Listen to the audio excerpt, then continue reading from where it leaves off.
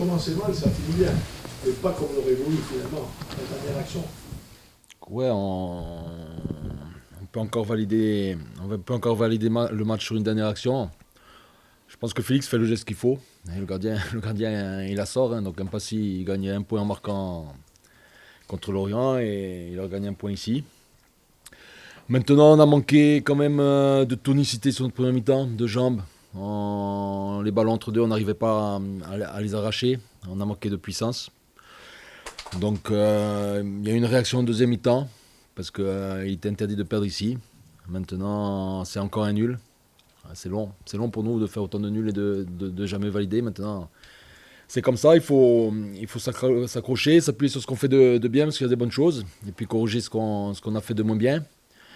Mais on a manqué de force ce soir. Avant de continuer sur le match, vous l'avez dit, c'est le 5e match sans victoire du Sporting, 4 nuls, 1 défaite. Comment vous avez senti les joueurs à la fin du match dans les vestiaires? Est-ce qu'il commence à y avoir quelques petits signes, pas de découragement, mais en tout cas, on va dire, pas de tristesse non plus, mais disons que de voir que la situation devient un peu plus difficile? Ouais, mais c'est pas évident d'enchaîner les matchs nuls comme ça, surtout quand sur certains matchs on méritait quand même un peu mieux. Voilà, leur travail n'est pas payé à ce jour. Voilà, on n'a pas grand-chose pour nous. Maintenant, il faut faire avec. Et surtout, comme je l'ai dit hier, hein, il faut surtout ne pas lâcher pour inverser la tendance et regoûter à la victoire. Après, le vestiaire était déçu parce qu'ils ont encore beaucoup donné. Malheureusement, ça n'a pas suffi. On a l'impression que les matchs à domicile se suivent et se ressemblent. On est à la fois si proche, mais si loin, avec du manque peut-être de réalisme dans les deux surfaces. Là, on a été moins solide défensivement ce soir par rapport au dernier match. Après, on a été un peu plus enthousiaste. Moi, je trouve que contre Clermont, on a trouvé des choses. Sur la deuxième mi-temps, je pense qu'on doit prendre les devants. Moi, c'est pas. Tous les matchs sont différents, hein. Que ce soit Annecy, Clermont ou ce soir. Maintenant, la finalité, c'est la même, c'est qu'on n'arrive pas à franchir le cap et à prendre ces 3 points. Au-delà de 3 points, c'est cette émotion de victoire qui nous manque. Parce que, encore une fois, les joueurs, ils se donnent. Alors bien, mal, mais ils se donnent. Et ils méritent d'être récompensés. Au-delà de la frustration peut-être de ne pas avoir gagné, de la fatigue qu'on a pu ressentir sur la fin de match, il y a eu des points positifs, notamment Lamine Cissé sur son côté qui a une bonne marge de progression depuis le début de saison. Lisandro Tramoy qui est valorisé aussi avec cette passe décisive. Ouais, il y a eu des bonnes choses. Voilà, il nous a manqué sur la première mi-temps, encore une fois, de l'impact, de la puissance. On a manqué de jambes. Et sur le premier but, là, avant la frappe, on a 2 fois l'occasion de récupérer le ballon. Tom Ménadier, Tom Ducrot, et on manque de force, on manque de jus. Et après il y a cette frappe. Donc voilà, c'est perturbant quand même. C'est perturbant parce que j'ai vraiment la sensation que les joueurs s'arrachent. Après, il y a des choses à améliorer dans le jeu. Il y a eu quelques ballons trop facilement perdus. Mais globalement, je pense qu'on méritait encore un peu mieux ce soir. C'est physiquement, vous dites qu'on a manqué de tonus, on a manqué d'agressivité. C'est l'enchaînement des rencontres qui explique un peu ça.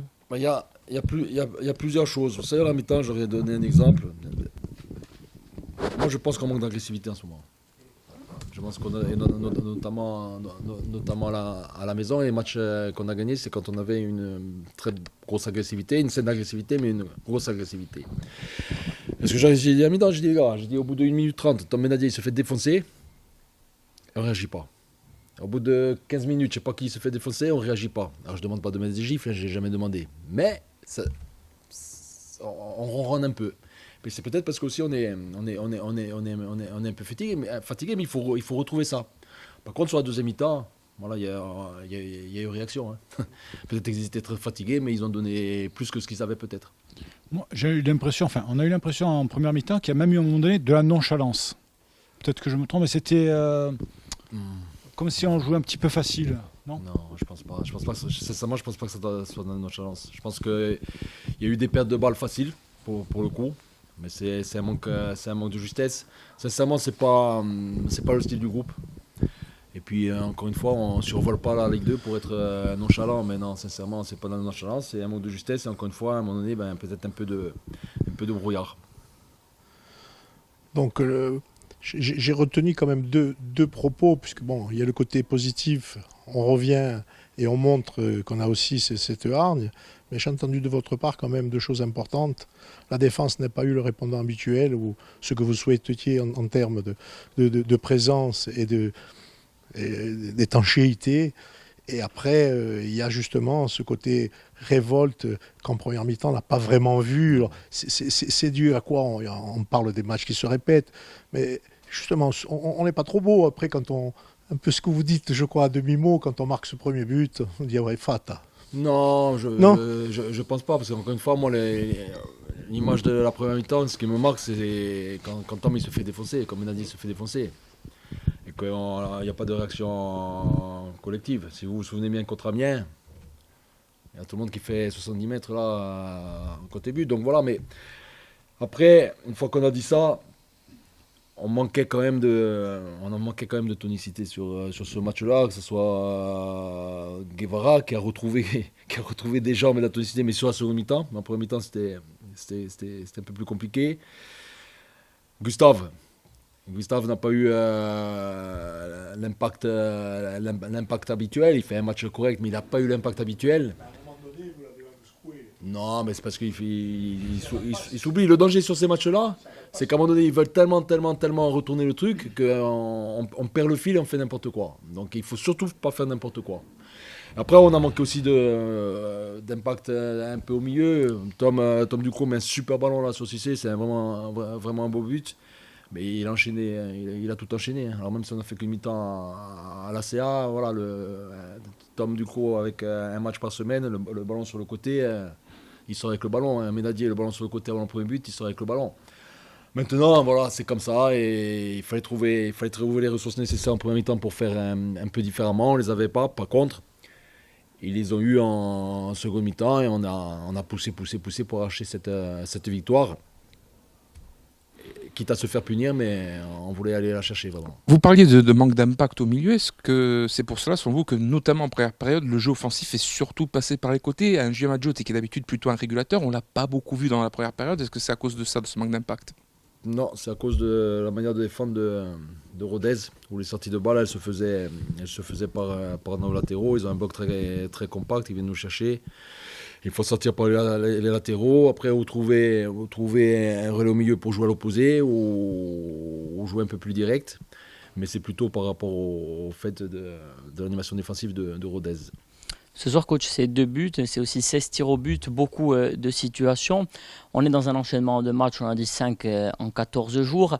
On sent que c'est même difficile de faire de la rotation devant. On est encore à 2 mois du mercato. Est-ce que ça vous incite encore à chercher un élément offensif, un numéro 9, ou voire même un autre élément offensif de plus en plus? Ou Non, pas forcément. Pas de plus en plus, on est sur la même ligne de conduite depuis le départ. On cherche quelqu'un, mais qui va nous apporter un plus. Aujourd'hui, Clément Rodriguez, il a fait un match très solide, voilà, dans la continuité de son match de Pau. Il marque, il a gardé des ballons, il a pesé sur la défense.